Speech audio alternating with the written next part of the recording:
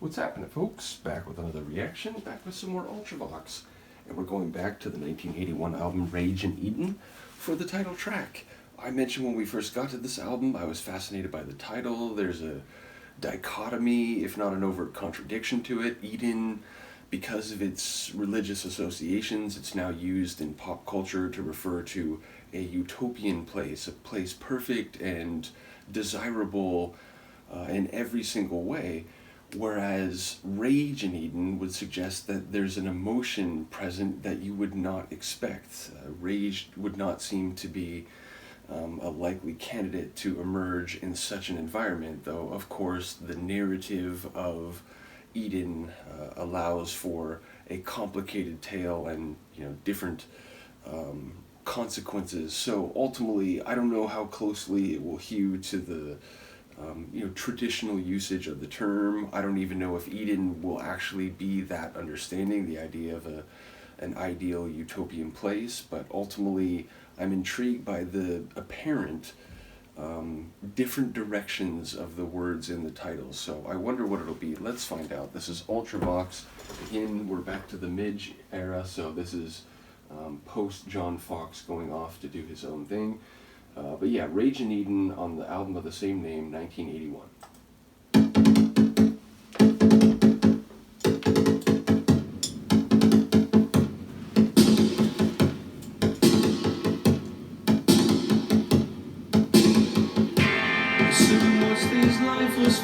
Stark and petrified.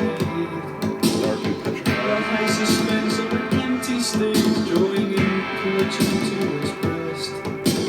With my approach, we silent focus on the main facade.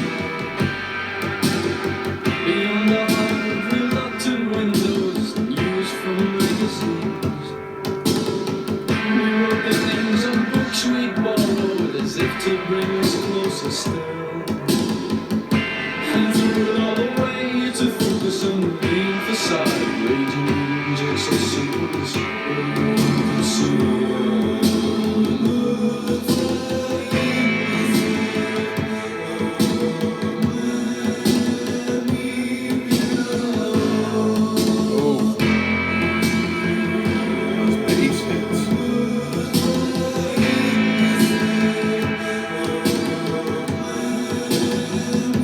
But almost devotional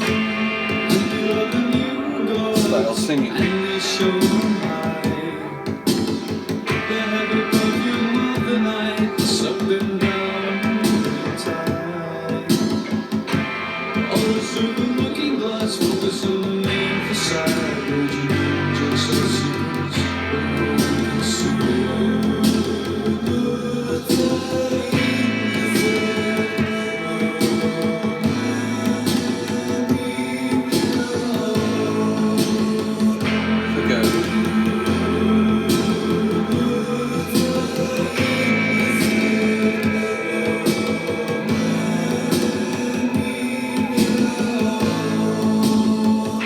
Disciples of the new way, old tricks inside.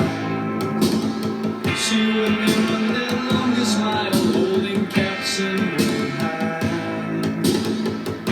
Eyes upon them, trying to focus on the main facade, raging in just as soon as one can see. Like it's submerged underwater there. Trying to focus on the facade.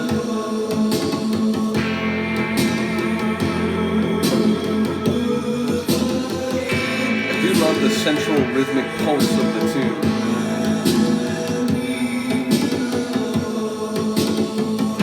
And the bass, synth bass, it almost sounds like plucked.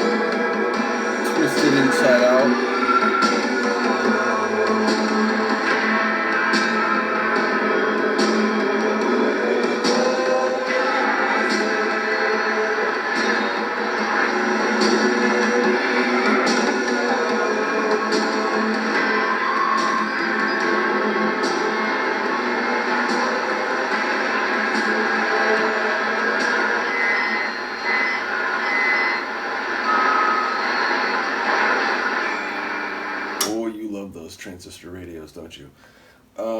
Yeah, again, it's interesting to hear this. 1981, I've been listening to a lot of stuff from the early 80s, and anytime I listen to something from 81, especially something with electronic sounds, I'm always naturally gonna, compare it to, not in any, value judgment, just in terms of, one of the seminal albums of my life, Speak and Spell, Depeche Mode, that's 81, that's electronic.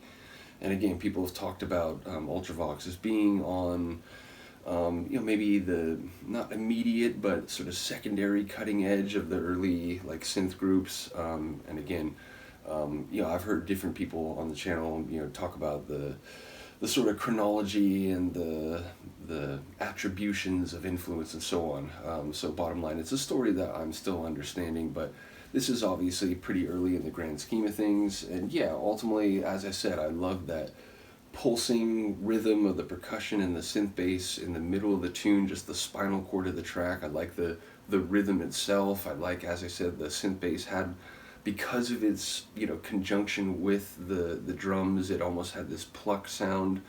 I like in some sense, like dissonant, or at least sonically complicated in terms of the atmosphere, some of the chord work, and yeah, just a cool tune sonically.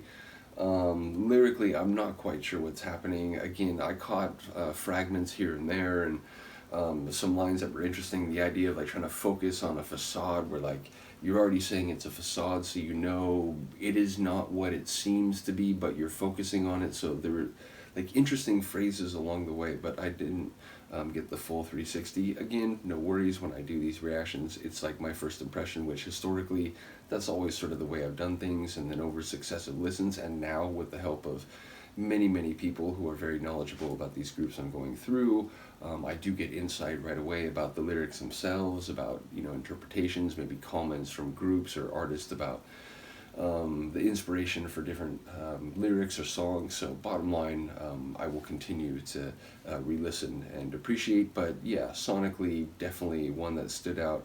And yeah, anytime I hear a tune that's a title track for an album, I'm always wondering, on some level, does that mean this track is indicative of what this album is trying to do? Is it setting the stage or a scene for other tracks? Is it, more formally a concept album? Or is this just the essence of, or the tune that was considered the most representative, but it's not necessarily a roadmap to what else the album will do? I'm always curious, and, in some cases it's the first tune on an album, not in this case, so yeah, always wondering about track order, and which tracks get put where on an album or a record as we go through it. So in any case, another cool tune sonically, especially. I look forward to hearing people's comments.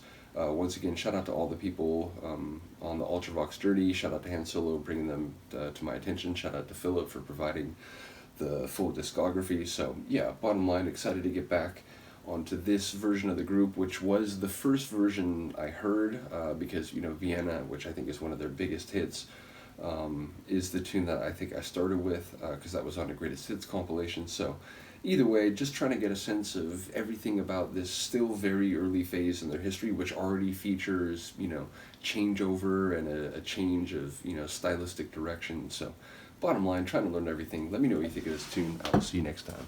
Peace.